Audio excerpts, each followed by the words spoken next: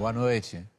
Você vai encontrar nesta edição do Jornal da Globo, infelizmente, mais números e notícias que dão conta do grave estado da economia brasileira. Os números são oficiais e continuam batendo recordes negativos.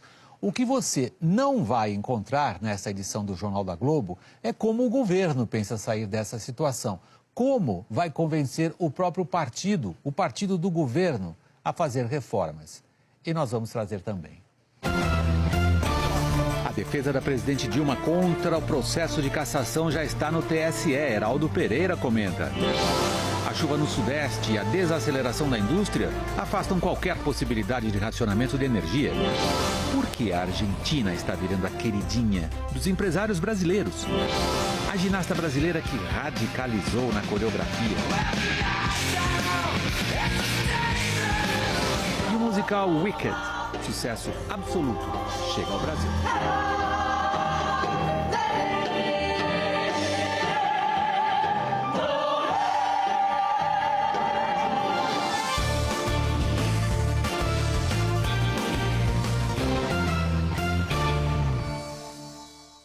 A presidente Dilma Rousseff defendeu-se hoje no Tribunal Superior Eleitoral, na ação de cassação de mandato, dizendo que as acusações contra a chapa dela e do vice-presidente Michel Temer, essas acusações não passam de inconformismo da oposição com a derrota nas urnas em 2014. Vamos a Brasília ao vivo com Heraldo Pereira. Heraldo, boa noite.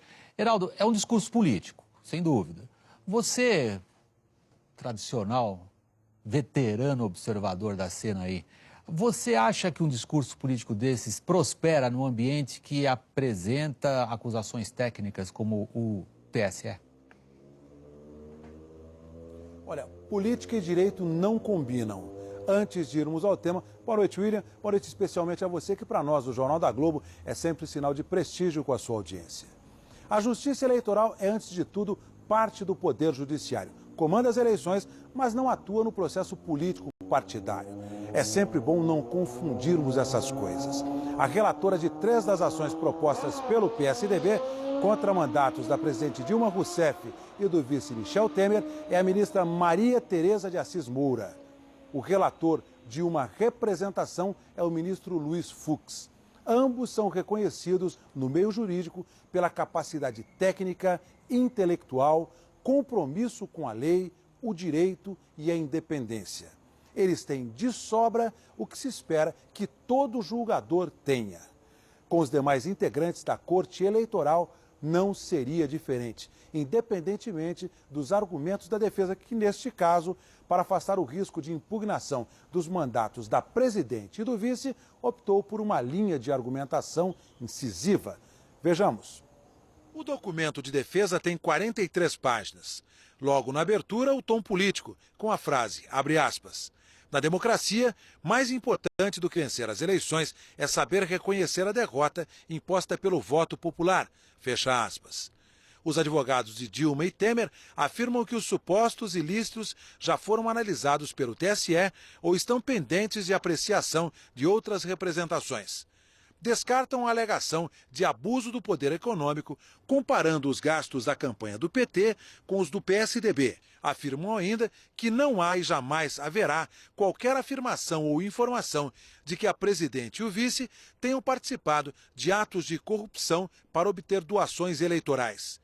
E que as contas da campanha foram aprovadas por unanimidade pelo TSE.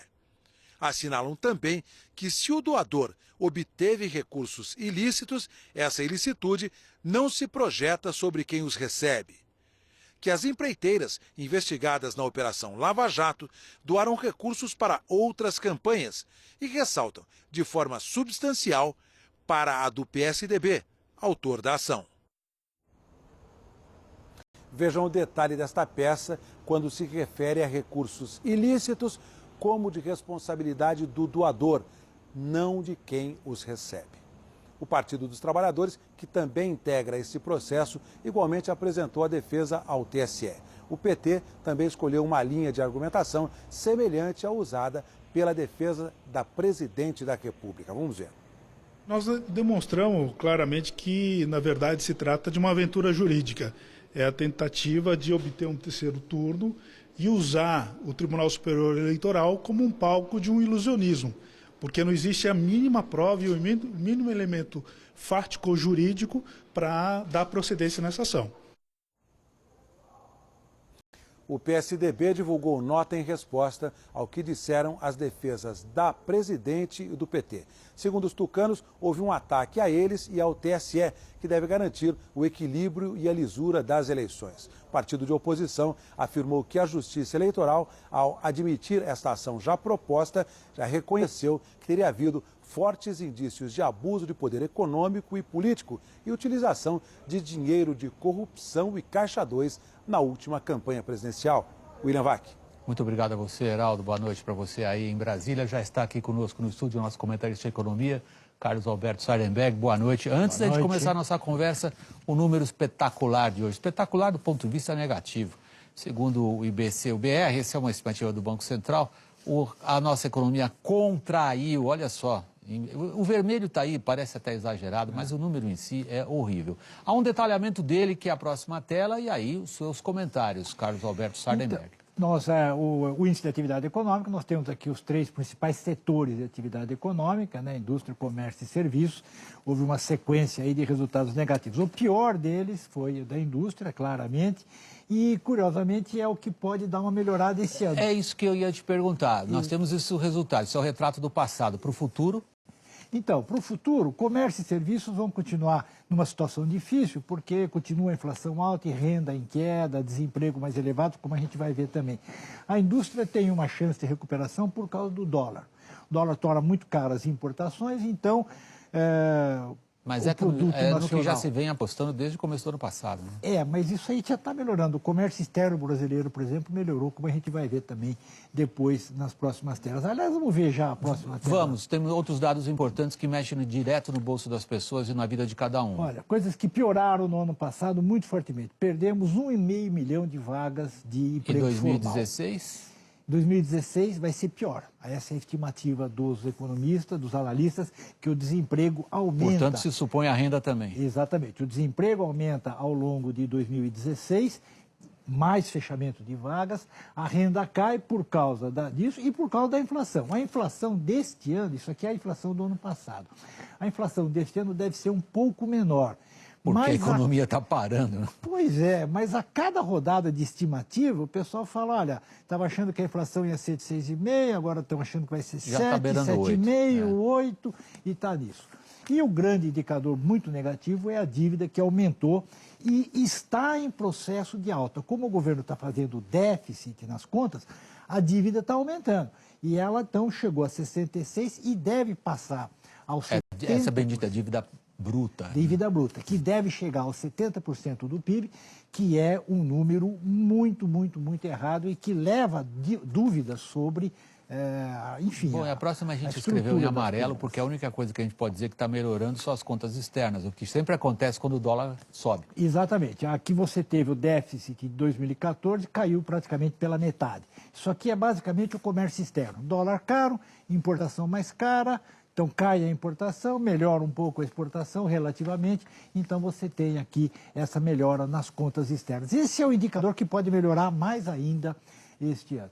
Isso aqui, essa semana também nós tivemos a agência... Mais um rebaixamento, né? A agência Standard & Poor's reduzindo de novo aqui.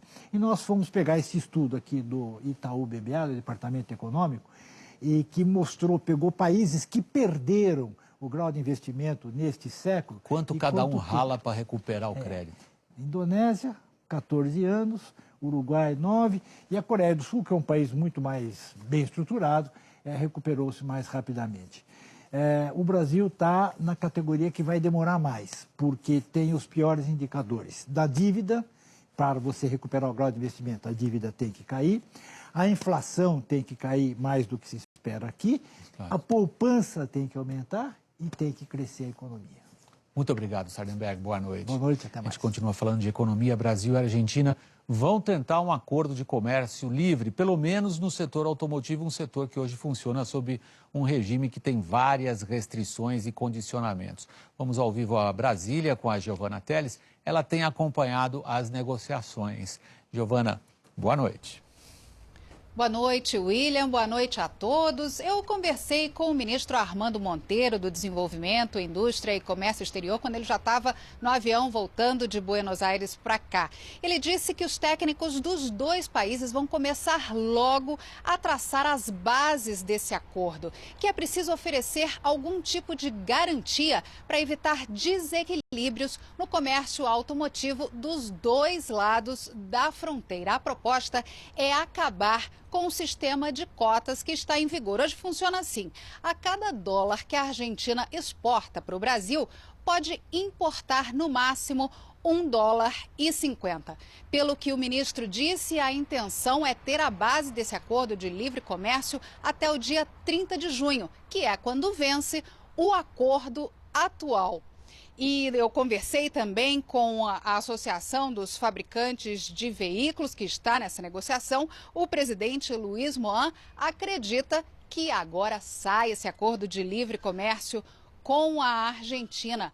Dos veículos brasileiros que são vendidos para a Argentina, eles representam 66% de todos os carros que o Brasil exporta. E os empresários brasileiros voltaram a se interessar pela Argentina depois que o governo Maurício Macri tomou uma série de medidas para abrir a economia do país. Os exportadores brasileiros estão vendo uma luz no fim do túnel. Um túnel que termina bem aqui do lado, na Argentina. Fazia tempo que o escritório desse consultor não recebia empresários de olho no lado de lá da fronteira. Todos os dias eu recebo aqui na minha empresa indústrias brasileiras interessadas em voltar e recuperar o mercado argentino. Até porque o mercado doméstico está relativamente morno ou até desaquecido, então eles procuram exportação. Eles querem aumentar a fatia de exportação. O câmbio está favorável, as empresas querem exportar e a Argentina é a primeira opção. É uma mudança e tanto em pouco tempo de governo do presidente Maurício Macri. Se a gente fizer uma comparação, só nesse ano, 20 empresas brasileiras procuraram a Câmara de Comércio Brasil-Argentina em busca de informações para investir no país vizinho. No ano passado, nenhuma demonstrou esse tipo de interesse. Os empresários brasileiros dizem que o novo governo argentino já conseguiu convencer os investidores de que a economia do país pode entrar nos eixos. Medidas como o fim do controle do câmbio, dos impostos sobre as exportações de produtos agrícolas e a reforma da máquina pública repercutiram muito bem. E a Argentina voltou a ser vista como um mercado consumidor para os produtos brasileiros. Esse fabricante de ônibus do Rio Grande do Sul tem planos ambiciosos para esse ano. Quer aumentar em 30% o volume exportado em dólar. Para atingir a meta, conta com as encomendas argentinas. No ano passado, vendeu menos de 100 veículos para lá. Quer dobrar esse número em 2016. O próprio mercado argentino, agora com a nova postura do Macri, ele tá mais confiante na gestão do país e devem ter mais investimentos. E isso, combinado com essa remoção dos entraves, vai permitir uma demanda maior para os nossos produtos. Giovana, você veio falando da Argentina, Janaína Lepre na reportagem também. Vou pedir para você falar um pouco da situação aqui no Brasil. O governo quer anunciar cortes de 24 bilhões. Esses cortes serão anunciados ainda como maneira de tentar equilibrar as contas. Você tem mais detalhes? É isso, William. Fontes do governo confirmaram que o anúncio vai ser feito nesta sexta-feira. E é um valor pequeno, né? 24 bilhões, comparado aos anos anteriores. É possível que os cortes atinjam programas como o Minha Casa Minha Vida. E a gente antecipou aqui esta semana, no Jornal da Globo, que o Programa de Aceleração do Crescimento, o PAC, deve ser 10 bilhões de reais menor este ano. O ministro da Fazenda, Nelson Barbosa, também vai apresentar propostas de mudanças fiscais. Uma que permita flexibilizar a meta de superávit primário de 0,5% do PIB. E a outra que vai ser uma regra para limitar os gastos. William. Muito obrigado, Giovana. Boa noite para você em Brasília. Nós preparamos para vocês um pouco mais de detalhes sobre o que a Argentina está tentando fazer para fugir daquilo que foi a característica do país nos últimos anos, que foi a irresponsabilidade, o populismo fiscal. Vamos ver, são 3 grandes conjuntos de medidas que o novo presidente está tentando. Um deles vai na contramão do que os economistas dos quais o Brasil gosta, o governo brasileiro gosta, dizem. Eles estão baixando impostos. Vocês conferem comigo aqui na nossa tela. Particularmente no imposto de renda, que tem um impacto direto, eles mudam as faixas de isenção, ou seja, mais gente vai deixar de pagar imposto e, por outro lado, queria ter o número absoluto de argentinos que vão ser beneficiados, aí estamos, 2,7 milhões de contribuintes deixam de pagar imposto, para 1,3 milhão de argentinos a tributação cai. O outro conjunto de medidas, vamos lá para a nossa próxima ilustração das medidas do Macri, são desmontar o sistema de subsídios. Isto é um impacto fortíssimo, isto é uma pancada no bolso de cada um, monumental.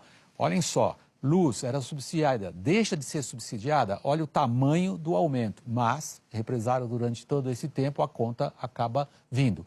E o terceiro conjunto de trabalho, linha de trabalho do Macri, está aqui nesse setor, que é atacar o funcionalismo público. Atacar no sentido de atacar mesmo. Houve uma enorme onda de nomeações políticas no funcionalismo, ele está penteando o sistema de funcionalismo público na Argentina e tem já em torno de 18 mil servidores desligados. A gente continua agora dando um pulo para o noticiário internacional, indo para a Europa e para o passado. Uma das grandes figuras históricas da Guerra Fria, o líder operário polonês Lech Wałęsa, ele foi informante da polícia política comunista. Ele nega. Este foi um dos homens mais famosos dos anos 80. Lech Wałęsa, ou Lech Wałęsa, como se pronuncia em polonês, o líder das greves de operários na Polônia que abriram a fase final do comunismo na Europa. Para a polícia política comunista, o codinome dele era Bolek. Foi anunciado hoje em Varsóvia. Arquivos da antiga repressão indicam que Wałęsa era informante da polícia política, o principal sustentáculo de regimes comunistas. Quando liderou operários à resistência contra um regime que teoricamente era da classe trabalhadora, Wałęsa já não cooperava com os órgãos de segurança, que o teriam cooptado simplesmente por dinheiro. A carreira dele foi impressionante e rápida. Em estreita aliança com a Igreja Católica e o Papa polonês João Paulo II, Wałęsa acabou integrando o primeiro governo não comunista no leste europeu. Virou um presidente medíocre, que saiu do poder com baixa popularidade e que se diz hoje vítima de grosseira falsificação de documentos. Ainda hoje para vocês aqui no Jornal da Globo temos explosão de preços nos hotéis do Rio, aproveitando as Olimpíadas, enfiando a faca. Nós temos a ginasta olímpica brasileira com uma coreografia original, rock da pesada. E o musical de sucesso aqui no Brasil, Wicked. Agora já no próximo bloco, queda no consumo e a chuva estão salvando a geração de energia.